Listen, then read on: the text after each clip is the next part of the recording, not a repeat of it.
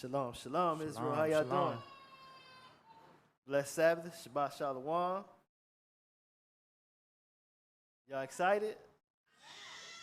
Because y'all know y'all living through like the greatest times, and the prophets was like, man, they wanted to live through this time because they get to see everything that the Most High prophesied that the prophets would do, and that Christ would come through and do and go. You know what I'm saying? So all praises to the Most High. Tonight's lesson is we are living in the last days. How many of y'all believe that? Because you know they've been saying we in the last days for a long time, right? Because y'all know that the last days is really a time period of something to happen, right? Because let me ask y'all this. Y'all got credit cards, right? And we always talk about when we go out in the street teach, we always say, it's a time period to get it right, right? Y'all know that period could be either short or it could be very long, right? I'm 45 now. Man, I've been here in the last days for a long time. But y'all know the last days is, according to Scripture, a very long time.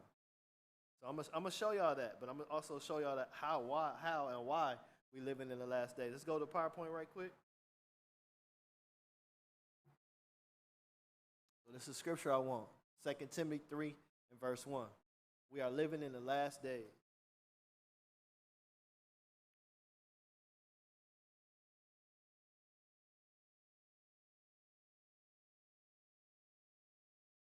You could put it back on that side. 2 Timothy chapter 3, verse 1. This know also that in the last days perilous times shall come. So we living in perilous times right now. But I want to show y'all something in these perilous times because they knew that the end times were near, but they didn't know how near because this is what they actually how it shy. Let's go here. Let's go to Hebrews chapter 1 and verse 12. Hebrews chapter 1, I want 1 and 2. Hebrews chapter 1, verse 1. God, who at sundry times and in diverse manners spake in time past unto the fathers by the prophets. So the prophets prophesied to Yahushua. They prophesied of the end times, things to come, right? But go ahead.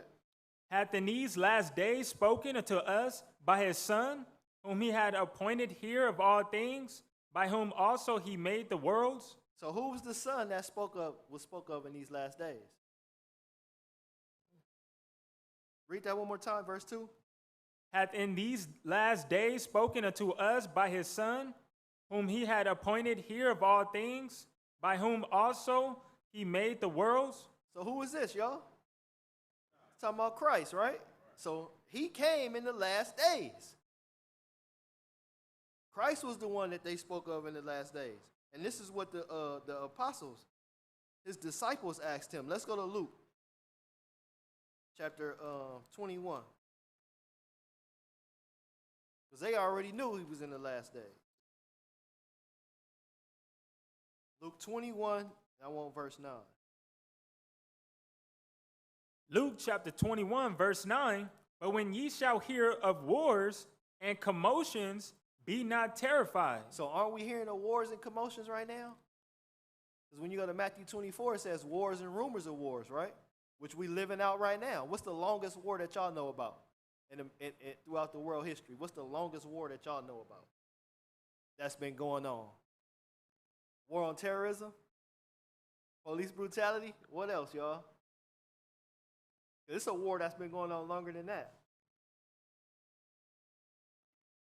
Huh? I'm going to tell y'all the longest war that has been going on is between Jacob and Esau. They still killing us. They still robbing us, murdering us. They still in possession of our stolen goods. I'm going to show y'all that too. Because we at war, right? When another nation kills someone of your nation, isn't that an act of war? If it's never rectified, never forgiven, never been paid back? So we're in a ongoing, long, drawn-out war. Israel just ain't fighting back yet. Getting slaughtered left and right because we ain't keeping the commandments. So we in the last days. So go ahead, keep reading. But when ye shall hear of wars and commotions, be not terrified, for these things must first come to pass. So he said these things must come to pass. So we living it out. Well, go ahead. But the end is not by and by. So the end ain't yet. It ain't here yet. Because they already knew that they were in the last days when Christ came. Because when Christ left, what happened? What did we have left after Christ? Trial and tribulation, right? We got to suffer. Mic went out. The mic went all the way out. Test. Trial and tribulation, we have to suffer, right? So go ahead, keep going. Verse 10, then said he unto them, nation shall rise against nation. Nation shall rise against nation. This is something that's been going on for a long time, and it's still going on right now. Go ahead. And kingdom against kingdom. Who's our king? Who's our king? Christ, right? Who are the kings of these other nations? Yes. Today you got Kim Jong-un, right? You got Shalom. It's on just a little bit. You got Kim Jong-un.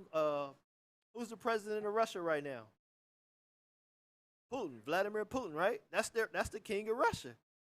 Even though we go by presidents now, but they're still running those countries. Yeah, Esau's running America today. Trump, he's the king of America. He's the man today. But go ahead, Verse 11, and great earthquakes shall be in diverse places. It said, great earthquakes shall be in diverse places. A lot of my older people might know this. The earthquake that happened in Northern California, Oakland and all that, in like 65, when it burned up whole towns and cities, right? Y'all remember that? Or, okay, my young folks, 92.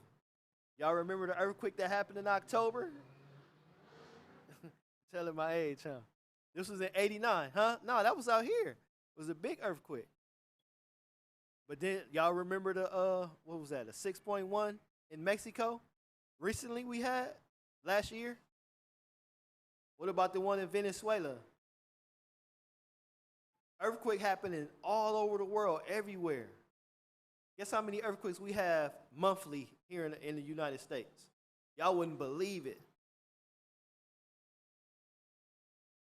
Within a month, it's like 50 earthquakes every month. That's a lot of earthquakes happening everywhere. That's something that's not even normal.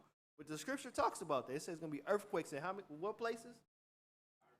In diverse places. So that means they're going to be everywhere. Ain't no escaping no earthquake. Remember they made that movie, San Andreas Fault? It was about earthquakes. It was about mainly California falling off, right? Then they talk about a piece of New York is supposed to fall off into the ocean as well. But these things are prophesied to happen.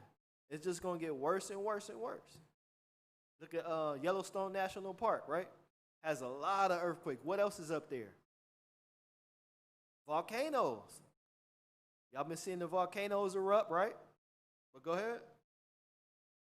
And great earthquakes shall be in diverse places, and famines and pestilence. Oh, hold on. Let's stop. Because we are in a famine right now, but a lot of people don't know it. If the food that they're selling you in your grocery stores is poison, it's not food, right? So we are in a famine. But they selling you poison, you killing yourself slowly but surely. I'm talking about myself too because I'm guilty. I go to the grocery stores and buy food with all these different tags and labels on it and chemicals. That ain't no good for me, right? So I ain't exempt. This go for me too. But we in a famine. What was that last year? They had they said the food with the most pesticides in it is kale. Kale. When you buy it from the grocery store, if it's not organic, it has pesticides in it, and it's really not good for you. You're basically eating poison. Look it up. But go ahead. And pestilence and fearful. And pestilence. Y'all know about these super bugs, right? We got what's that?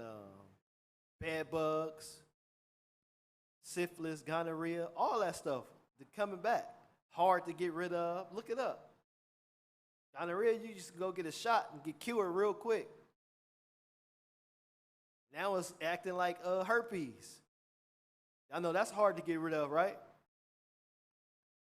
Yeah, herpes is hard to